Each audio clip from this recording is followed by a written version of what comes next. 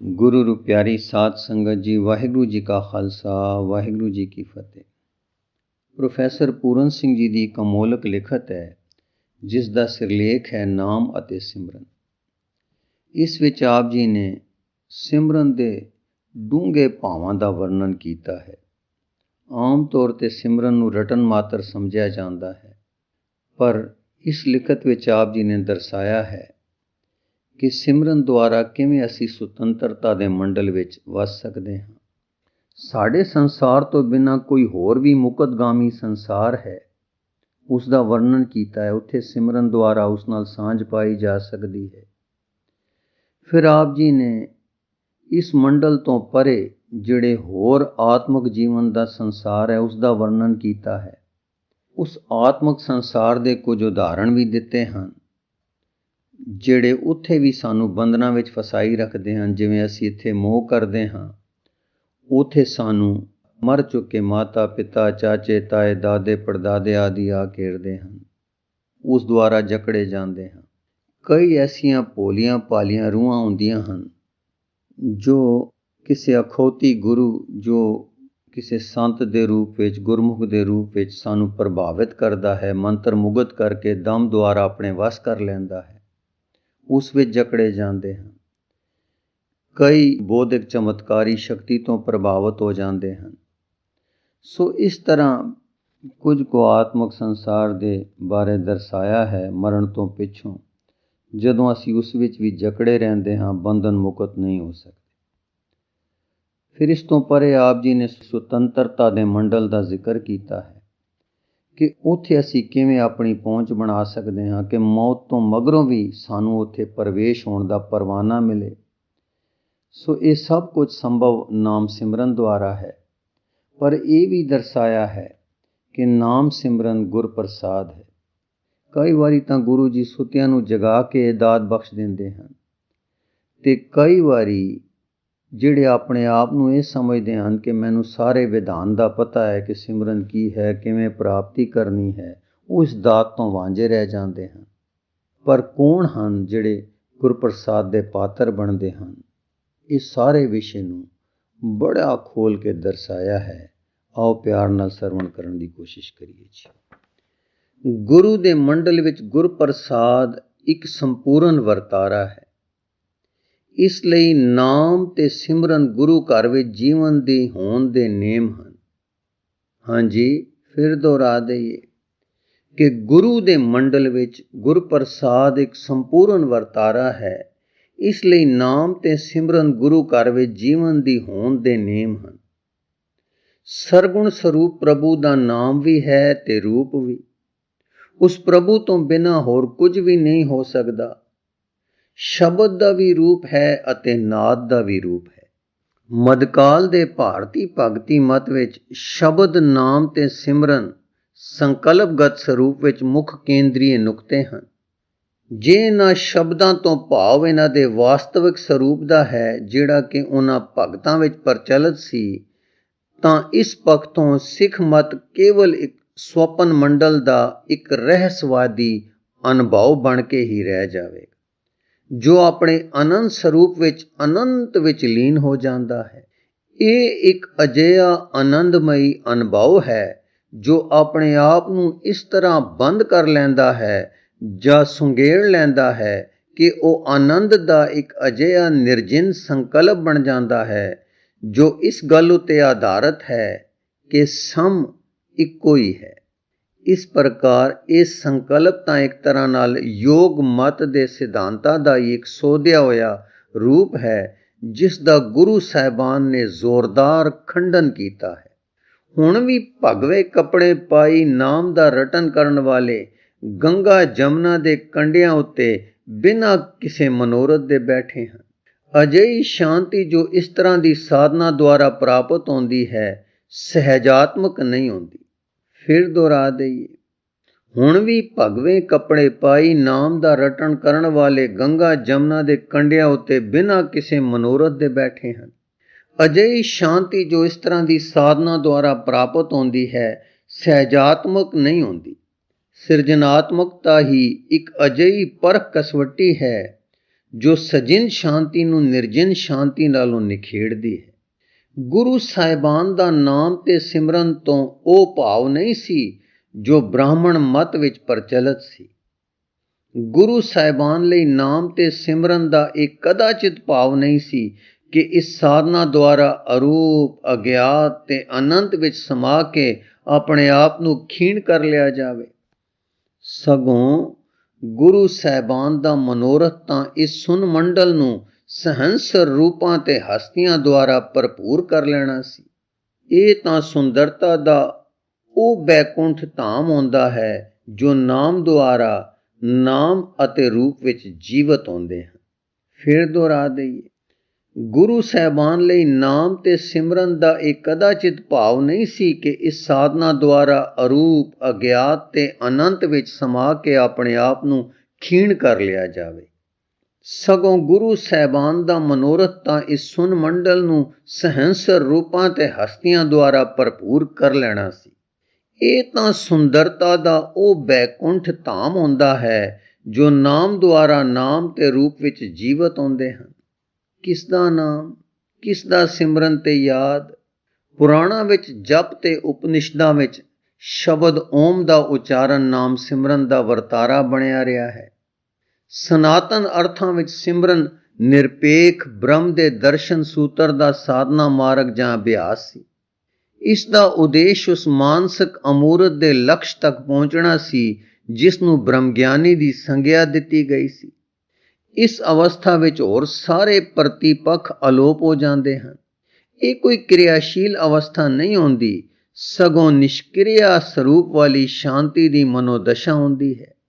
ਸਾਰੇ ਕਰਮਾਂ, ਵਿਚਾਰਾਂ ਤੇ ਭਾਵਨਾਵਾਂ ਦੀਆਂ ਲਚਕੀਲੀਆਂ ਕੜੀਆਂ ਨੂੰ ਜ਼ੰਗਾਲ ਲੱਗ ਜਾਂਦਾ ਹੈ ਅਤੇ ਇੱਕ ਅਜਿਹੀ ਮੌਨ ਸ਼ਾਂਤੀ ਦੀ ਅਵਸਥਾ ਛਾ ਜਾਂਦੀ ਹੈ ਜਿਸ ਵਿੱਚ ਚੁੰਧਿਆ ਦੇਣ ਵਾਲੀ ਚਕਾਚੌਂਧ ਦੇ ਧੁੰਦਲਕੇ ਤੋਂ ਬਿਨਾਂ ਹੋਰ ਕੁਝ ਵੀ ਵਿਖਾਈ ਨਹੀਂ ਦਿੰਦਾ।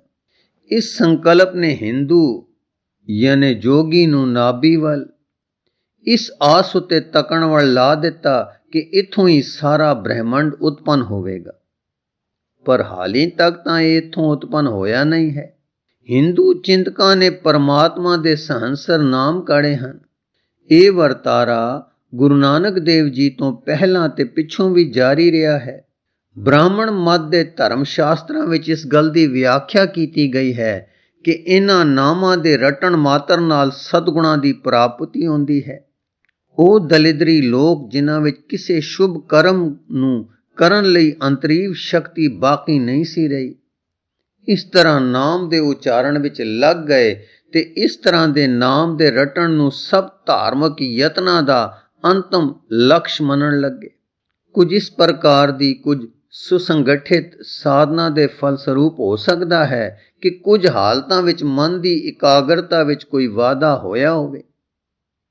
ਪਰ ਜਿਸ ਤਰ੍ਹਾਂ ਇਸ ਸਾਰੇ ਵਰਤਾਰੇ ਨੂੰ ਮੂਲ ਧਾਰਮਿਕ ਪ੍ਰਕਿਰਿਆ ਸਮਝ ਕੇ ਇਸ ਦੀ ਸਾਰਹੀਣਤਾ ਦੀ ਪ੍ਰਸ਼ੰਸਾ ਕੀਤੀ ਗਈ ਹੈ, ਇਸ ਦਾ ਸਿੱਟਾ ਤਾਂ ਸਮੁੱਚੇ ਰੂਪ ਵਿੱਚ ਮੰਦਭਾਗਾ ਹੀ ਨਿਕਲਿਆ ਹੈ। ਭਾਈ ਗੁਰਦਾਸ ਤਾਂ ਸਿੱਖ ਕਾਲ ਤੱਕ ਦੇ ਸਮੇਂ ਵਿੱਚ ਨਾਮ ਸਿਮਰਨ ਦੀਆਂ ਇਹਨਾਂ ਸੱਚੀਆਂ ਘਟਨਾਵਾਂ ਦੇ ਵਰਤਾਰੇ ਨੂੰ ਜੁਗਾਂ ਜੁਗਾਂਤਰਾਂ ਦੀ ਸਾਂਝ ਦੇ ਰੂਪ ਵਿੱਚ ਉਲੇਖ ਕਰਦੇ ਹਨ, ਪਰ ਆਪ ਇਹ ਵੀ ਦੱਸਦੇ ਹਨ ਕਿ ਇਸ ਦਾ ਵਾਸਤਵਿਕ ਮਹੱਤਵ ਤੇ ਸੱਚਾ ਸਰੂਪ ਗੁਰੂ ਨਾਨਕ ਦੇਵ ਜੀ ਦੇ ਆਗਮਨ ਨਾਲ ਹੀ ਉਜਾਗਰ ਹੋਇਆ ਹੈ। ਵੱਖ-ਵੱਖ ਯੁੱਗਾਂ ਵਿੱਚ ਕੇਵਲ ਵਿਰਲੇ ਹੀ ਨਾਮ ਸਿਮਰਨ ਦੀ ਇਸ ਤੀਖਣ ਅਨੁਭਵ ਦੀ ਪ੍ਰਾਪਤੀ ਤੱਕ ਪੁੱਜੇ ਹਨ। ਨਾਮ ਤਾਂ ਇੱਕ ਪ੍ਰੇਰਨਾ ਹੈ, ਨਾ ਕਿ ਕੋਈ ਯੰਤਰਗਤ ਸਾਧਨਾ। ਇਹ ਸਾਧਨਾ ਦੇ ਰੂਪ ਵਿੱਚ ਵੀ ਪ੍ਰੇਰਨਾ ਤੋਂ ਬਿਨਾਂ ਕੋਈ ਅਰਥ ਨਹੀਂ ਰੱਖਦੀ। ਫਿਰ ਦੁਹਰਾ ਦਈਏ, ਨਾਮ ਤਾਂ ਇੱਕ ਪ੍ਰੇਰਨਾ ਹੈ, ਨਾ ਕਿ ਕੋਈ ਯੰਤਰਗਤ ਸਾਧਨਾ। ਇਹ ਸਾਧਨਾ ਦੇ ਰੂਪ ਵਿੱਚ ਵੀ ਪ੍ਰੇਰਨਾ ਤੋਂ ਬਿਨਾਂ ਕੋਈ ਅਰਥ ਨਹੀਂ ਰੱਖਦੀ। ਯੋਗ ਸਾਧਨਾ ਤੇ ਇਸ ਨਾਲ ਸੰਬੰਧਿਤ ਕੁਝ ਪ੍ਰਕਿਰਿਆਵਾਂ ਕੁਝ ਵਚਿੱਤਰ ਭਾਨ ਦੀਆਂ ਰਿੱਧੀਆਂ ਸਿੱਧੀਆਂ ਦੀ ਪ੍ਰਾਪਤੀ ਤਾਂ ਕਰਵਾ ਸਕਦੀਆਂ ਹਨ, ਪਰ ਇਹ ਪ੍ਰਾਪਤੀਆਂ ਭਾਵੇਂ ਇਹ ਕਿੰਨੀਆਂ ਵੀ ਅਲੌਕਿਕ ਤੇ ਚਮਤਕਾਰੀ ਕਿਉਂ ਨਾ ਹੋਣ, ਆਤਮਾ ਦੀ ਸੁੰਦਰਤਾ ਦੇ ਮੂਲ ਤੱਤਾਂ ਦਾ ਸਥਾਨ ਨਹੀਂ ਲੈ ਸਕਦੀ। ਫਿਰ ਦੁਹਰਾ ਦਈਏ, ਯੋਗ ਸਾਧਨਾ ਤੇ ਇਸ ਨਾਲ ਸੰਬੰਧਿਤ ਕੁਝ ਪ੍ਰਕਿਰਿਆਵਾਂ ਕੁਝ ਵਚਿੱਤਰ ਭਾਂਤ ਦੀਆਂ ਰਿੱਧੀਆਂ ਸਿੱਧੀਆਂ ਦੀ ਪ੍ਰਾਪਤੀ ਤੱਕ ਕਰਵਾ ਸਕਦੀਆਂ ਹਨ, ਪਰ ਇਹ ਪ੍ਰਾਪਤੀਆਂ ਭਾਵੇਂ ਇਹ ਕਿੰਨੀਆਂ ਵੀ ਅਲੌਕਿਕ ਤੇ ਚਮਤਕਾਰੀ ਕਿਉਂ ਨਾ ਹੋਣ, ਆਤਮਾ ਦੀ ਸੁੰਦਰਤਾ ਦੇ ਮੂਲ ਤੱਤਾਂ ਦਾ ਸਥਾਨ ਨਹੀਂ ਲੈ ਸਕਦੀ। ਇਸ ਵਿੱਚ ਕੋਈ ਸੰਦੇਹ ਨਹੀਂ ਹੈ ਕਿ ਦਸਮ ਗੁਰੂ ਗੋਬਿੰਦ ਸਿੰਘ ਜੀ ਨੇ ਗੁਰੂ ਨਾਨਕ ਦੇਵ ਜੀ ਦੇ ਸੰਦੇਸ਼ ਦਾ ਪੂਰਨ ਭਾਂਤ ਬੋਧ ਪ੍ਰਾਪਤ ਕਰ ਲਿਆ ਸੀ। ਇਸੇ ਕਾਰਨ ਜੇ ਕੋਈ ਗੁਰੂ ਗ੍ਰੰਥ ਸਾਹਿਬ ਦੀ ਭਾਸ਼ਾ ਦੀ ਠੀਕ ਵਿਆਖਿਆ ਕਰ ਸਕਦਾ ਸੀ ਤਾਂ ਉਹ ਗੁਰੂ ਗੋਬਿੰਦ ਸਿੰਘ ਜੀ ਹੀ ਸਨ। ਇਸ ਗੱਲ ਤੋਂ ਕੋਈ ਇਨਕਾਰ ਨਹੀਂ ਕਰ ਸਕਦਾ ਕਿ ਗੁਰੂ ਗੋਬਿੰਦ ਸਿੰਘ ਜੀ ਨੇ ਜੋ ਗੁਰੂ ਗ੍ਰੰਥ ਸਾਹਿਬ ਦੀ ਵਿਆਖਿਆ ਕੀਤੀ, ਉਸ ਉਪਰੰਤ ਆਪ ਜੀ ਨੇ ਆਪਣੇ ਸਿੱਖਾਂ ਨੂੰ ਗੁਰੂ ਗ੍ਰੰਥ ਸਾਹਿਬ ਨੂੰ ਆਪਣੇ ਉੱਤਰ ਅਧਿਕਾਰੀ ਵਜੋਂ ਜਾਣ ਕੇ ਇਸ ਦੀ ਉਪਾਸਨਾ ਕਰਨ ਦਾ ਫਰਮਾਨ ਕੀਤਾ। ਆਪ ਨੇ ਸ਼ਬਦ ਨੂੰ ਗੁਰਗੱਦੀ ਤੇ ਵਿਰਾਜਮਾਨ ਕੀਤਾ ਤੇ ਗੁਰਬਾਣੀ ਦੇ ਸ਼ਬਦ ਸੰਗੀਤ ਨੂੰ ਖਾਲਸਾ ਦੀ ਸਦੀਵੀ ਪਾਤਸ਼ਾਹਤ ਬਖਸ਼ੀ। ਮਹਾਂਪੁਰਖਾਂ ਦੇ ਇਹਨਾਂ ਰੱਬੀ ਗੀਤਾਂ ਵਿੱਚ ਆਤਮਾ ਵਿਦਮਾਨ ਹੈ ਤੇ ਗੁਰੂ ਆਪਣੇ ਸ਼ਬਦ ਸੰਗੀਤ ਦੁਆਰਾ ਸਹਿੰਸਰ ਕੰਨਾਂ ਦੇ ਰੂਪ ਵਿੱਚ ਸਾਨੂੰ ਸੰਬੋਧਿਤ ਕਰ ਰਿਹਾ ਹੈ। ਸਿਮਰਨ ਤਾਂ ਦੈਵੀ ਯਾਦ ਅਤੇ ਦੈਵੀ ਪ੍ਰੇਰਨਾ ਦਾ ਆਤਮਿਕ ਨਛਿੱਤਰ ਪ੍ਰਬੰਧ ਅਨੁਸਾਰ ਨਿਰਦ੍ਰਿਸ਼ਟ ਹੋਣ ਵਾਲਾ ਆਤਮਿਕ ਵਰਤਾਰਾ ਹੈ। ਨਾ ਤਾਂ ਪ੍ਰਭੂ ਯਸੂ ਕਦੀ ਮਰ ਸਕਦੇ ਹਨ, ਨਾ ਹੀ ਮੈਰੀ ਤੇ ਮੈਰੀ ਮੈਕਡੋਨਲ।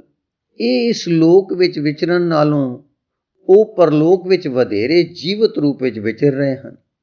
ਇੰਜ ਅਨੁਭਵ ਕਰਨਾ ਕਿ ਉਹਨਾਂ ਦੇ ਆਤਮਿਕ ਬੋਲ ਸਾਡੀ ਪਿੱਠ ਪਿੱਛੇ ਹਨ ਤੇ ਉਹ ਸਾਡੀ ਦੇਖਭਾਲ ਕਰ ਰਹੇ ਹਨ, ਤੇ ਉਹਨਾਂ ਨੂੰ ਸਹਿਜ ਸੁਭਾਅ ਰੂਪ ਵਿੱਚ ਇੰਜ ਚੇਤੇ ਰੱਖਣਾ ਜਿਵੇਂ ਅਸੀਂ ਗੈਰ ਹਾਜ਼ਰ ਦੋਸਤਾਂ ਜਾਂ ਸਾਕ ਸੰਬੰਧੀਆਂ ਨੂੰ ਯਾਦ ਕਰ ਲੈਂਦੇ ਹਾਂ।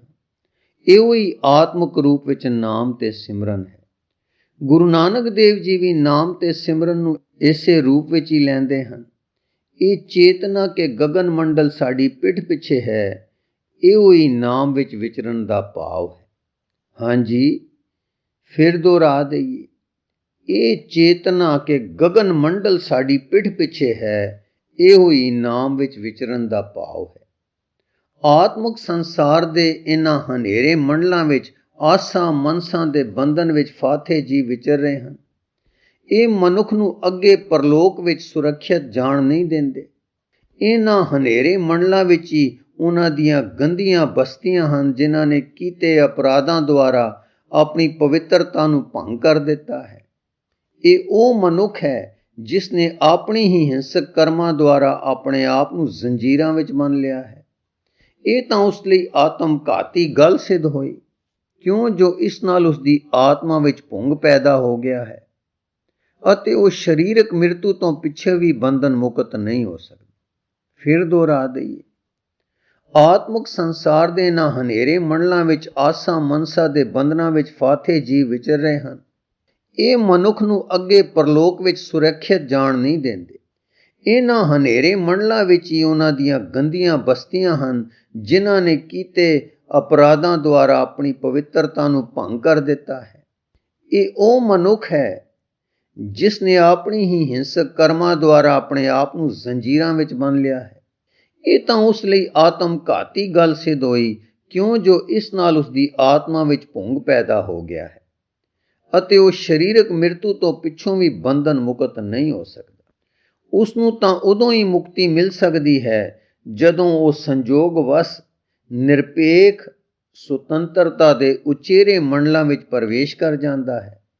ਨਹੀਂ ਤਾਂ ਮਨੁੱਖ ਸਦੀਆਂ ਤੱਕ ਆਪਣੀਆਂ ਇੱਛਾਵਾਂ ਵਿੱਚ ਗ੍ਰਸਤ ਗਲਦਾ ਸੜਦਾ ਰਹਿੰਦਾ ਹੈ। ਉਸ ਦੇ ਆਪਣੇ ਹਿੰਸਕ ਅਪਰਾਧ, ਆਪਣਾ ਹੀ ਗੰਦਮੰਦ ਅਤੇ ਪਾਪਾਂ ਦਾ ਚਿੱਕੜ ਮੌਤ ਪਿੱਛੋਂ ਵੀ ਉਸ ਨਾਲ ਚਿੰਬੜੇ ਰਹਿੰਦੇ ਹਨ।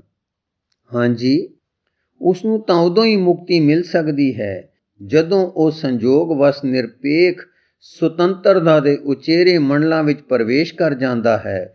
ਨਹੀਂ ਤਾਂ ਮਨੁੱਖ ਸਦੀਆਂ ਤੱਕ ਆਪਣੀਆਂ ਇੱਛਾਵਾਂ ਵਿੱਚ ਗ੍ਰਸਤ ਗਲਦਾ ਸੜਦਾ ਰਹਿੰਦਾ ਹੈ। ਉਸ ਦੇ ਆਪਣੇ ਹਿੰਸਕ ਅਪਰਾਧ, ਆਪਣਾ ਹੀ ਗੰਦਮੰਦ ਅਤੇ ਪਾਪਾਂ ਦਾ ਚਿੱਕੜ ਮੌਤ ਪਿੱਛੋਂ ਵੀ ਉਸ ਨਾਲ ਚਿੰਬੜੇ ਰਹਿੰਦੇ ਹਨ। ਗੁਰੂ ਰੂ ਪਿਆਰੀ ਸਾਧ ਸੰਗਤ ਜੀ, ਇਸ ਲਿਖਤ ਦਾ ਅਗਲਾ ਹਿੱਸਾ ਆਪ ਜੀ ਨੂੰ ਅੱਗੇ ਪੜ੍ਹ ਕੇ ਸਰਵਣ ਕਰਾਉਣ ਦੀ ਕੋਸ਼ਿਸ਼ ਕਰਾਂਗੇ ਜੀ।